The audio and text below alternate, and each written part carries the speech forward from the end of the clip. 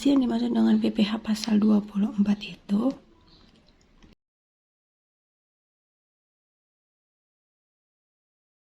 PPh pasal 24 adalah peraturan yang mengatur hak wajib pajak untuk memanfaatkan kredit pajak mereka di luar negeri untuk mengurangi nilai pajak terutang yang dimiliki di Indonesia.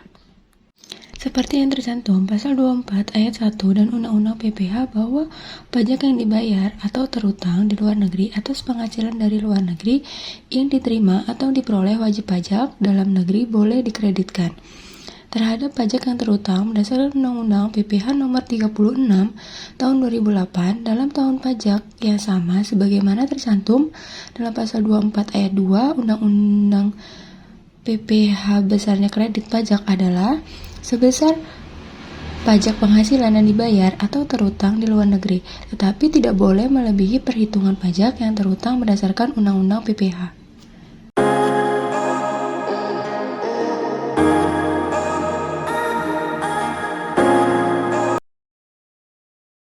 Pengkreditan pajak luar negeri dilakukan dalam tahun digabungkannya penghasilan dari luar negeri dengan penghasilan di Indonesia agar wajib pajak tidak terkena pajak ganda.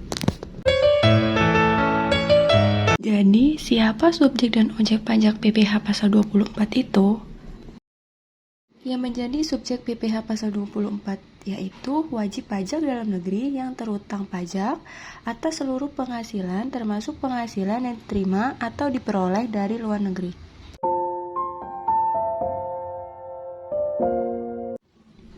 Dan yang menjadi objek PPh pasal 24 adalah penghasilan yang berasal dari luar negeri.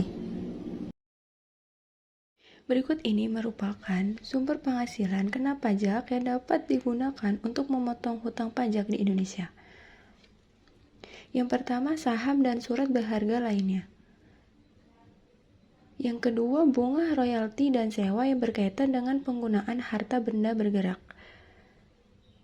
Yang ketiga, sewa yang berkaitan dengan penggunaan harta benda tidak bergerak. Yang keempat, imbalan yang berhubungan dengan jasa pekerjaan dan kegiatan.